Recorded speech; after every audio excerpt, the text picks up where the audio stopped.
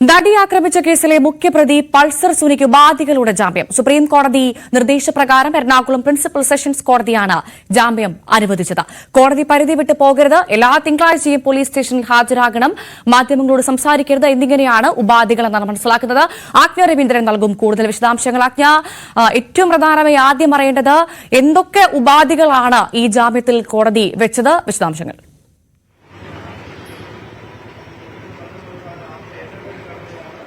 ഭവ്യ, പ്രധാനമായും മാധ്യമങ്ങളോട് സംസാരിക്കരുത് എന്നൊരു ക്ലോസോട് കൂടിയാണ് കോടതി ഉപാധികൾ നിരത്തിക്കൊണ്ട് ഉപാധികൾ വ്യക്തമാക്കി തുടങ്ങിയത്. അങ്ങനെയാണ് പൾസർ സുനി, അതായത് ജാമ്യ കാലയളവിൽ മാധ്യമങ്ങളോട് സംസാരിക്കരുത് എന്ന് തന്നെയാണ്. പിന്നീടുള്ളത് ഒരു സിം മാത്രമേ ഉപയോഗിക്കാവൂ, ഒരു ഫോണും ഒരു സിമ്മും മാത്രമേ ഉപയോഗിക്കാവൂ. ഉപയോഗിക്കുന്ന ഫോണിന്റെയും സിമ്മിന്റെയും വിശദാംശങ്ങൾ ഈ തിങ്കളാഴ്ച കോടതിയെ ബോധ്യപ്പെടുത്തണമെന്നും കോടതി വ്യക്തമാക്കിയിട്ടുണ്ട്. രണ്ടുപേരുടെ ജാമ്യത്തിലാണ് ഇപ്പോൾ പൾസർ സുനിക്ക് ജാമ്യം അനുവദിച്ചിരിക്കുന്നത്. ആൾ ജാമ്യത്തിലാണ് ജാമ്യം അനുവദിച്ചിരിക്കുന്നത്. 1 ലക്ഷം രൂപ ബോണ്ട് വാങ്ങിയിട്ടുണ്ട്.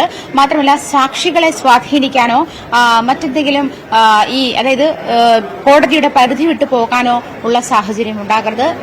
ഇതിനുശേഷം, അതായത് എല്ലാ 10-ാം തീയതിയും ഒരു പ്രൊബേഷണറി ഓഫീസർ ഇദ്ദേഹത്തിന്റെ സ്വഭാവത്തെ പറ്റിയുള്ള റിപ്പോർട്ട് കോടതിക്ക് മുൻപാകെ നൽകണമെന്നും കോടതി ഉത്തരവിൽ പറയുന്നുണ്ട്. ഭവ്യ സൂചിപ്പിച്ചതുപോലെ സുപ്രീം കോടതിയുടെ ഉത്തരവിനെ തുടർന്നാണ് ഈ എറണാകുളം പ്രിൻസിപ്പൽ സെഷൻസ് കോർട്ട് ഇപ്പോൾ പൾസർ സുനിക്ക് ജാമ്യം അനുവദിച്ചുകൊണ്ടുള്ള ഉത്തരവായിട്ടുള്ള. പക്ഷേ കോടതി നടപടികൾ ഇനിയും തുടരുന്നതേ ഉള്ളൂ. കാരണം ഇനിയും തീർന്നിട്ടില്ല. ഇനിയും 2 കേസുകൾ കൂടി പരിഗണിക്കാനുണ്ട്. അത് പക്ഷേ ഈ ജില്ലാ കോടതിയുടെ പരിഗണനയിൽ, അതായത് വിചാരണ കോടതിയുടെ പരിഗണനയിൽ തന്നെയുള്ളതാണ്.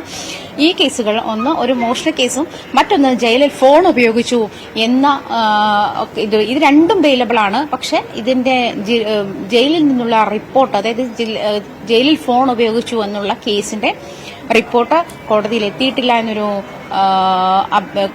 കാരണം കൂടി പറയുന്നുണ്ട്. എന്തായാലും പൾസർ സുനിക്ക് ജാമ്യം അനുവദിച്ചിട്ടുണ്ട്. എങ്ങനെയാണ് 7.5 വർഷം ഒരു വിചാരണ തടവുകാരൻ 7.5 വർഷം ജയിലിൽ കിടന്നത് എന്നൊരു ചോദ്യം ഉന്നയിച്ചുകൊണ്ടാണ് സുപ്രീം കോടതി, അതായത് ഈ കേസിൽ 87 ദിവസമാണ് അന്വേഷണ ഉദ്യോഗസ്ഥനെ 8-ാം പ്രതി ദിലീപിന്റെ അഡ്വക്കേറ്റ് വിസ്തരിച്ചത്. ഇങ്ങനത്തെ ഒരു സാഹചര്യത്തിൽ ഈ കേസ് നീണ്ടുപോകാനുള്ള എല്ലാ സാധ്യതയും കാണുന്നുണ്ട്. ഇതിന്റെ വിചാരണ നീളാനുള്ള സാധ്യതയും കാണുന്നുണ്ട്.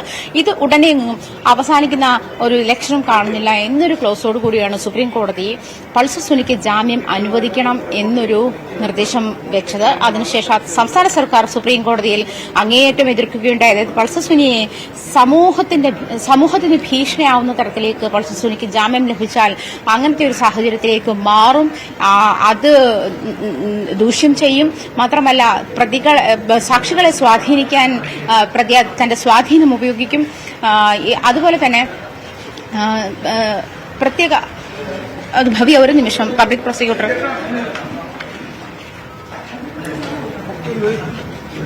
പബ്ലിക് പ്രോസിക്യൂട്ടറിന്റെ പ്രതികരണത്തിനായി ശ്രമിക്കുകയാണ്.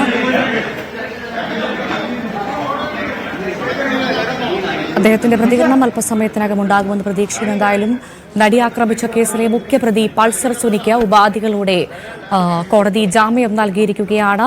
ഇപ്പോഴും പൾസർ സുനിക്ക് പുറത്തിറങ്ങാനുള്ള നടപടിക്രമങ്ങൾ ഇപ്പോഴും പൂർത്തിയായിട്ടില്ല എന്നാണ് മനസ്സിലാക്കുന്നത്. സുപ്രീം കോടതി നിർദ്ദേശപ്രകാരം എറണാകുളം പ്രിൻസിപ്പൽ സെഷൻസ് കോടതിയാണ് ജാമ്യം അനുവദിച്ചത്. കോടതി പരിധി വിട്ടു പോകരുത്, എല്ലാ തിങ്കളാഴ്ചയും പോലീസ് സ്റ്റേഷനിൽ ഹാജരാകണം, പ്രധാനമായും മാധ്യമങ്ങളോട് സംസാരിക്കരുത് തുടങ്ങിയ കർശന ഉപാധികളോട് കൂടിയാണ് ഇപ്പോൾ പൾസർ സുനിക്ക് കോടതി ജാമ്യം അനുവദിച്ചത് എന്നാണ് മനസ്സിലാക്കുന്നത്. ഏറ്റവും പ്രധാനമായി ഒരു നടി ആക്രമിച്ച കേസിലെ മുഖ്യപ്രതിക്ക് ജാമ്യം അനുവദിക്കുമ്പോൾ ആ മുഖ്യപ്രതി ജയിലിന് പുറത്തിറങ്ങുമ്പോൾ എന്ത് സന്ദേശമാണ് പൊതുസമൂഹത്തിന് ലഭിക്കുന്നതെന്നുള്ള ചോദ്യങ്ങളൊക്കെ ബാക്കി നിൽക്കുന്നുണ്ട്. പക്ഷെ അപ്പോൾ പോലും 7 വർഷം ഒരു വിചാരണ തടവുകാരനായ സാഹചര്യത്തിലാണ്, മാനുഷിക നീതിയുടെ സാഹചര്യത്തിലാണ് സുപ്രീം കോടതി ജാമ്യം അനുവദിച്ചത് എന്നാണ് മനസ്സിലാക്കുന്നത്. പക്ഷെ അപ്പോൾ പോലും നമ്മുടെ പ്രോസിക്യൂഷന് വീഴ്ച സംഭവിച്ചോ, അറിയില്ലായിരുന്നു പ്രോസിക്യൂഷൻ ഇത്തരത്തിലൊരു ജാമ്യത്തിലേക്ക് കാര്യങ്ങൾ കടക്കുമെന്നുള്ള ചോദ്യങ്ങളൊക്കെ ബാക്കി നിൽക്കുന്നു. എന്തായാലും അല്പസമയത്തിനകം പബ്ലിക് പ്രോസിക്യൂട്ടറുടെ പ്രതികരണം ഉണ്ടാകുമെന്നാണ് പ്രതീക്ഷിക്കുന്നത്. ആജ്ഞ രവീന്ദ്രൻ തുടരുന്നുണ്ട്. ആജ്ഞ, നമുക്ക് പ്രതികരണം വരുമ്പോൾ അതിലേക്ക് പോകാം. എന്തായാലും ആജ്ഞ, ഈ ഏറ്റവും പ്രധാനമായി ഞാൻ സൂചിപ്പിച്ചതുപോലെ ഒരു കേസിലെ നടി ആക്രമിച്ച കേസിലെ മുഖ്യപ്രതിയാണ് ഇപ്പോൾ പുറത്തിറങ്ങുന്നത്. അത് എന്ത് സന്ദേശമാണ് സമൂഹത്തിന് നൽകുക എന്നൊരു ചോദ്യം ബാക്കി നിൽക്കുന്നു. ഏറ്റവും പ്രധാനമായി നമുക്കറിയാം, സാമ്പത്തികമായി വളരെ പിന്നോക്കം നിൽക്കുന്ന ഒരാൾ കൂടിയാണ് ഈ പൾസർ സുനി എന്ന് പറയുന്നത്. പക്ഷേ അപ്പോൾ പോലും പൾസർ സുനിക്കായി വലിയ നിയമ പോരാട്ടങ്ങൾ ഹൈക്കോടതി മുതൽ അങ്ങ് സുപ്രീം കോടതി വരെ നടന്നത് നമ്മൾ കണ്ടു. അപ്പോൾ പിന്നിൽ ആര് എന്നുള്ളൊരു ചോദ്യം വലിയ രീതിയിൽ നിലനിൽക്കുന്നു.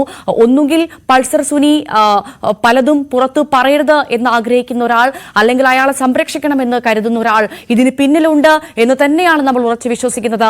അത്തരത്തിൽ ഒരു ഇടപെടൽ ഉണ്ടാകുന്നു എന്ന് നമുക്ക് വിലയിരുത്താൻ സാധിക്കുമോ ആജ്ഞ? എന്താണ് മനസ്സിലാക്കാൻ സാധിക്കുന്നത്?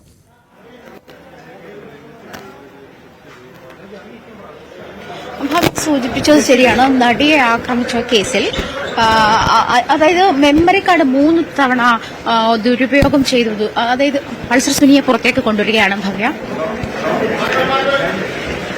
ശരി, ഇപ്പോൾ പൾസർ സുനി കോടതി നടപടികൾ പൂർത്തിയാക്കി അയാളെ പുറത്തേക്ക് കൊണ്ടുവരികയാണ്. മാധ്യമങ്ങളോട് സംസാരിക്കരുത് കർശന ഉപാധിയുണ്ട്.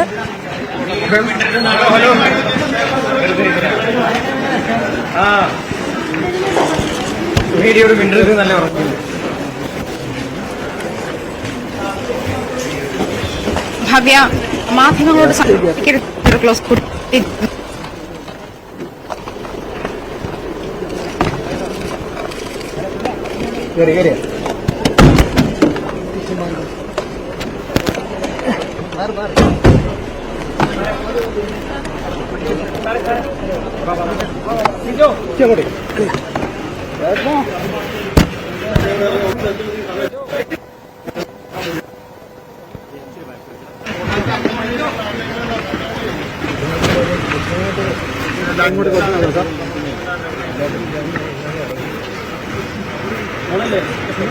പൾസർ സുനിയുടെ അഡ്വക്കേറ്റാണ്. ബെയിൽ വ്യവസ്ഥകൾ കോടതി പറഞ്ഞിരിക്കുന്നു. ആ വ്യവസ്ഥകളിൽ പ്രധാനമായിട്ട് എന്തൊക്കെയാണ്? പ്രധാനമായിട്ടും ഈ നടിയെ ആയിട്ട് ഇന്ററാക്ട് ചെയ്യരുത്, മറ്റ് കൂട്ടുപ്രതികളുമായിട്ട് ഇന്ററാക്ട് ചെയ്യരുത്, പിന്നെ എറണാകുളം ജില്ല വിട്ടുപോകരുത്, ഫോണെന്നേ പാടുള്ളൂ, ഒരു സിനിമ പാടുള്ളൂ. അങ്ങനെ കൃത്യമായിട്ടുള്ള എടുക്കുന്നേ ഉള്ളൂ. റിപ്പോർട്ട് കൊടുക്കാൻ പറഞ്ഞിട്ടുണ്ട്. അത് 2 ആഴ്ചയിലാണോ 10 ദിവസത്തിലാണോ എന്ന് എനിക്കറിയില്ല. അതിന്റെ ഇതാക്കുന്നേ ഉള്ളൂ. കോടതിയിലാണ് സാർ കൊടുക്കുന്നത്? കോടതി കൊടുക്കുന്നത് പോലീസ് ഓഫീസർ അല്ല, റിപ്പോർട്ട് എടുത്തിട്ട് കോടതി കൊടുക്കും. എല്ലാ കേസിലും ഞാൻ വീട്ടിൽ നിന്ന് തന്നെ ഇറങ്ങും. ജയിൽ ഫോൺ ഉപയോഗിച്ച കേസിൽ ജാമ്യം കിട്ടി, അതിലും കിട്ടി, എല്ലാത്തിലും കിട്ടി. കോട്ടയത്തിന്റെ അവിടെ പ്രൊഡക്ഷൻ വാറുണ്ടായിരുന്നു. പ്രതിയുടെ സുരക്ഷ ഉറപ്പാക്കും. അങ്ങനൊരു ഭീഷണി റൂറൽ എസ് പിക്കാണ് എന്നാ പറഞ്ഞു കേട്ടത്. ഇല്ല, ഞങ്ങളൊന്നും വാദമൊന്നും ഉന്നയിച്ചില്ല. പ്രോസിക്യൂട്ടർ പറഞ്ഞു, സ്പെഷ്യൽ പ്രോസിക്യൂട്ടർ അങ്ങനെ പറഞ്ഞു. നോക്കട്ടെ, അതിന്റെ കറക്റ്റ് ഇത് കിട്ടിയിട്ടില്ല. അടുത്ത നടപടി അവിടെ ജയിലിൽ പോയിട്ട് അവിടുന്ന് ഇറങ്ങുന്നത്. ഇന്ന് തന്നെ ഇറങ്ങും. റിലീസ് ഓർഡർ വാങ്ങിച്ചിട്ട് അങ്ങോട്ടാണ് പോകുന്നത്. ഇന്ന് തന്നെ ജാമ്യത്തിലിറങ്ങും. മറ്റ് 2 കേസുകളിലും ജാമ്യം ലഭിച്ചിട്ടുണ്ട് എന്നാണ് എന്നാണ് ഇപ്പോൾ പൾസർ സുനിയുടെ അഭിഭാഷകൻ ഇന്ന് തന്നെ ജാമ്യത്തിൽ ഇറങ്ങുമെന്നാണ് പൾസർ സുനിയുടെ അഭിഭാഷകൻ വ്യക്തമാക്കിയിരിക്കുന്നത്. മറ്റൊരു കേസ്, അതായത് മറ്റ് 2 കേസുകൾ കൂടി ഉണ്ടായിരുന്നു. ആ കാര്യത്തിലും അതിലും ജില്ലാ കോടതി, അതായത് ഈ പ്രിൻസിപ്പൽ സെഷൻസ് കോടതിയുടെ പരിഗണനയിലുണ്ടായിരുന്ന കേസുകളായിരുന്നു ഇത്. അതിലും ജാമ്യമായിട്ടുണ്ട്. എന്തായാലും ഇപ്പോൾ നേരെ പോലീസ് സ്റ്റേഷനിലേക്ക് പോയിട്ട് അവിടെ നിന്നാണ് റിലീവ് ചെയ്യുന്നത്. അതിന്റെ കുറച്ച് പ്രൊസീജിയർ ഉണ്ട്. എന്തായാലും ഇന്ന് തന്നെ ജാമ്യത്തിൽ ഇറങ്ങി 7.5 വർഷത്തിന് ശേഷമാണ് പൾസർ സുനി ജാമ്യത്തിൽ ഇറങ്ങുന്നുള്ള കാര്യം ഓർക്കണം. ഇതിനിടയിൽ അച്ഛന്റെ മരണാനന്തര ചടങ്ങുകൾക്ക് വേണ്ടി മാത്രം ഏതാനും മണിക്കൂർ മാത്രമാണ് ജയിലിൽ നിന്ന് മാറി നിൽക്കുന്ന സാഹചര്യമുണ്ടായത്. ഭവ്യ സൂചിപ്പിച്ചതുപോലെ മാനുഷികമായ പരിഗണനകൾ കണക്കിലെടുത്തുകൊണ്ടും കൂടിയാണ് സുപ്രീം കോടതി എങ്ങനെയാണ് ഒരു ശിക്ഷാ കാലാവധിയുടെ, ഒരു വലിയ ശിക്ഷാ കാലാവധിയുടെ കഠിന തടവിന്റെ 14 വർഷം നീളുന്ന തടവിന്റെ പകുതിയോളം ഒരു വിചാരണ തടവുകാരൻ അനുഭവിക്കുന്നത് എങ്ങനെയാണ് എന്ന് കോടതി വിചാരണ കോടതികളെ അതിരൂക്ഷമായി വിമർശിച്ച് തന്നെയാണ് ചോദിച്ചത്. എങ്ങനെയാണ് ഈ സാഹചര്യം ഉണ്ടായത്? എന്തുകൊണ്ടാണ് വിചാരണ ഇത്രയധികം നീളുന്നത്? 87 ദിവസം അന്വേഷണ ഉദ്യോഗസ്ഥനെ അഭിഭാഷകൻ വിസ്തരിക്കുന്നത്, അതായത് പ്രതിഭാഗത്തിന്റെ അഭിഭാഷകൻ വിസ്തരിക്കുന്ന സാഹചര്യം ഉണ്ടായത് എങ്ങനെയാണ്? ഇത്തരം ചോദ്യങ്ങൾക്ക് എല്ലാമുള്ള മറുപടി അത് വിചാരണ കോടതിക്ക് ജാമ്യ വ്യവസ്ഥകൾ തീരുമാനിക്കാം. ആ ജാമ്യ വ്യവസ്ഥകൾ സംസ്ഥാന സർക്കാരിന് എന്തൊക്കെ വ്യവസ്ഥകൾ വേണമെന്ന് വിചാരണ കോടതിയോട് ആവശ്യപ്പെടാമെന്നും പറഞ്ഞിട്ടുണ്ട്. പബ്ലിക് പ്രോസിക്യൂട്ടറാണ് ഇക്കാര്യത്തിൽ പ്രോസിക്യൂഷൻ ഉന്നയിച്ച ഒരു കാര്യം എന്ന് പറയുന്നത്, ഇയാൾക്ക് പൾസർ സുനിക്ക് ജീവന് ഭീഷണി ഉണ്ടാകും, ആ ഒരു സാഹചര്യം കൂടി കണക്കിലെടുക്കണം എന്നും കോടതിയിൽ ബോധ്യപ്പെടുത്തുകയുണ്ടായി. അതുകൊണ്ടാണ് സുരക്ഷ ഒരുക്കണം എന്നൊരു ക്ലോസ് കൂടി കോടതി വെച്ചിട്ടുള്ളത്. പ്രൊബേഷൻ ഓഫീസർ എല്ലാ മാസവും ഇദ്ദേഹത്തിന്റെ അത് 10 ദിവസം കൂടുമ്പോഴാണോ 2 ആഴ്ചയിൽ ഒരിക്കലാണോ എന്നുള്ള കാര്യം ഇനിയും വ്യക്തമാക്കാനുണ്ട്. എന്തായാലും പൾസർ സുനിയുടെ സ്വഭാവത്തെ പറ്റിയുള്ള റിപ്പോർട്ട് നൽകണമെന്നും കോടതി പറഞ്ഞിട്ടുണ്ട്. മാധ്യമങ്ങളോട് സംസാരിക്കരുത് എന്നുള്ള കാര്യമാണ് പ്രധാനമായിട്ടും അതിൽ പറയാനുള്ളത്. പിന്നെ സാക്ഷികളെ സ്വാധീനിക്കാൻ ശ്രമിക്കരുത് എന്ന കാര്യവും പ്രധാനമായും എടുത്തു പറഞ്ഞിട്ടുണ്ട്. എന്തായാലും 7.5 വർഷത്തിന് ശേഷമാണ് പൾസർ സുനിക്ക് ജാമ്യം ലഭിക്കുന്ന ഒരു സാഹചര്യത്തിലേക്ക് വന്നത്. മാത്രമല്ല, നമ്മൾ നേരത്തെ പറഞ്ഞതുപോലെ നടി ആക്രമിച്ച കേസിൽ മെമ്മറി കാർഡ് ഉൾപ്പെടെ 3 തവണയോളം, അതിന്റെ ദൃശ്യങ്ങൾ ഉൾപ്പെടെ 3 തവണയോളം പരിശോധിക്കപ്പെട്ട സാഹചര്യം കൂടി നിലവിലുള്ളതുകൊണ്ട് ആ ഒരു സാഹചര്യത്തിൽ ഒരുപക്ഷെ പൾസർ സുനി പുറത്തിറങ്ങിയാൽ ഇത്തരം ഒരു സാഹചര്യത്തിലേക്ക്, അതായത് ആ ദൃശ്യങ്ങൾ പുറത്തു വരുന്ന ഒരു സാഹചര്യത്തിലേക്ക് കൂടി പോയേക്കാമെന്നും പ്രോസിക്യൂഷൻ കോടതിയെ ബോധ്യപ്പെടുത്തിയിട്ടുണ്ട്. ഇത് തന്നെ സംസ്ഥാന സർക്കാർ, അതായത് പ്രതി സാക്ഷികളെ സ്വാധീനിക്കാനുള്ള സാഹചര്യം ഏറെയാണ്. ഇത്തരത്തിൽ ഈ ദൃശ്യങ്ങൾ ദുരുപയോഗം ചെയ്യാനുള്ള സാഹചര്യങ്ങളുണ്ട്. ഭവ്യ സൂചിപ്പിച്ചതുപോലെ സാമ്പത്തികമായി അങ്ങേയറ്റം താഴെ നിൽക്കുന്ന ഒരാൾ ഹൈക്കോടതിയിൽ പോകുന്നു, അതല്ലെങ്കിൽ സുപ്രീം കോടതിയിൽ പോകുന്നു. ആദ്യഘട്ടത്തിൽ വമ്പൻ സ്രാവുകളാണ് തനിക്ക് പിന്നിലുള്ളത് എന്നൊരു വെളിപ്പെടുത്തൽ പൾസർ സുനി വെളിപ്പെടുത്തുകയും അതിനുശേഷം ഒരാഴ്ചയ്ക്ക് ശേഷമാണ് നടൻ ദിലീപ് ആ കേസിൽ അറസ്റ്റിലാക്കുന്ന ഒരു സാഹചര്യം കൂടി വന്നത്.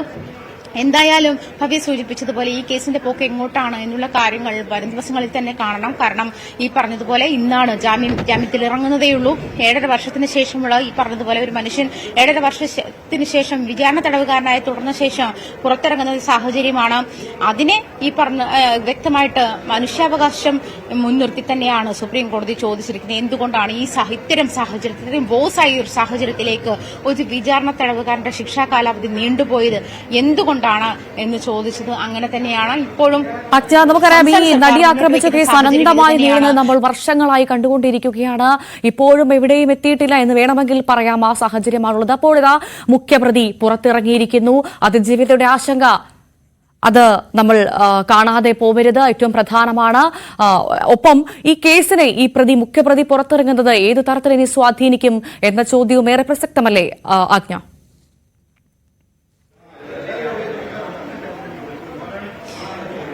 ഭവ്യ, ശരിയാണ്. അതായത് ഈ കേസിന് ഏതൊക്കെ തരത്തിലാണ് മുഖ്യപ്രതി സ്വാധീനിക്കുന്നത്? 1-ാം കേസിലെ 1-ാം പ്രതിയാണ് പൾസർ സുനി.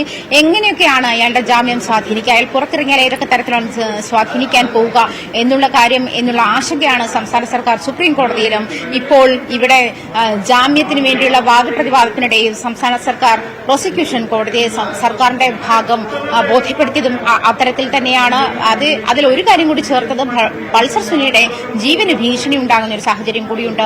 അതുകൊണ്ട് ജാമ്യം അനുവദിക്കരുത് എന്ന് തന്നെയാണ്. അപ്പോൾ ഇവിടുന്ന് വിചാരണ കോടതി ജഡ്ജി പറഞ്ഞത് ഇങ്ങനെയാണ്: സുപ്രീം കോടതിയുടെ ഉത്തരവാണ് ജാമ്യം നൽകുക എന്നുള്ളത്. വിചാരണ കോടതിക്ക് നടപടിക്രമങ്ങൾ പാലിക്കുക മാത്രമേ ഉള്ളൂ. മറ്റൊരു കാര്യം എന്ന് പറയുന്നത്, ഇവിടെ ആണ് തീരുമാനിക്കാൻ പറ്റുക ജാമ്യ വ്യവസ്ഥകൾ എന്തൊക്കെയാണ് എന്ന് തീരുമാനിക്കാൻ പറ്റുക. അതിൽ കഠിനമായ വ്യവസ്ഥകൾ വേണോ, ആ വ്യവസ്ഥകൾ എന്തൊക്കെയാണെന്ന് സംസ്ഥാന സർക്കാരിന് തീരുമാനിക്കാമെന്നാണ് ഈ കോടതിക്ക് ചെയ്യാനാകൂ എന്നും ജസ്റ്റിസ് ഹണിയം ജോർജ് നിസ്സാരവേളയിൽ പറയുകയുണ്ടായി. ആ ഒരു സാഹചര്യത്തിൽ എന്തായാലും അങ്ങേയറ്റം, അതായത് പ്രോസിക്യൂഷൻ ആവശ്യപ്പെട്ടുള്ള ജാമ്യ വ്യവസ്ഥകളൊക്കെ അംഗീകരിച്ചു എന്ന് തന്നെയാണ് പബ്ലിക് പ്രോസിക്യൂട്ടർ ആ സമയത്ത് നമ്മളോട് പ്രതികരിച്ചത്. അങ്ങനെ ഒരു സാഹചര്യം നിലനിൽക്കുമ്പോൾ ഭവ്യ സൂചിപ്പിച്ച പോലെ ജീവന് ഭീഷണി ഉണ്ടാകും എന്ന് പറയുമ്പോൾ അതിനാണ് സുരക്ഷാ സംവിധാനങ്ങൾ ഒരുക്കണമെന്ന് പറഞ്ഞിരുന്നെങ്കിലും ഭവ്യ സൂചിപ്പിച്ചതുപോലെ അതിജീവിതയുടെ ആശങ്ക, അതല്ലെങ്കിൽ ഈ കേസ് ഇങ്ങനെ 2017 ഫെബ്രുവരിയിലാണ് ഈ കേസ് ഉണ്ടാകുന്നത്. അതിനുശേഷം 10 ദിവസത്തിന് ശേഷമാണ് പൾസർ സുനിയെ അറസ്റ്റിലാവുന്ന സാഹചര്യം.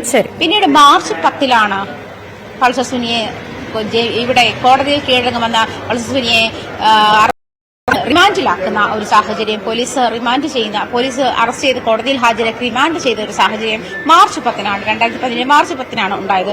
ഇത്രയും കാലയളവ് 7.5 വർഷത്തോളം ഈ കേസിന്റെ വിചാരണ തുടരുന്നു. ഇതിനിടയിൽ മെമ്മറി കാർഡ് അനധികൃതമായി പരിശോധിക്കുന്ന സാഹചര്യങ്ങൾ ഉണ്ടായപ്പോൾ പോലും കേസിന് അത് ജഡ്ജിനെ മാറ്റണമെന്ന് ആവശ്യപ്പെട്ടുകൊണ്ട് അതിജീവിത പരാതി നൽകുന്ന സാഹചര്യമുണ്ടായി.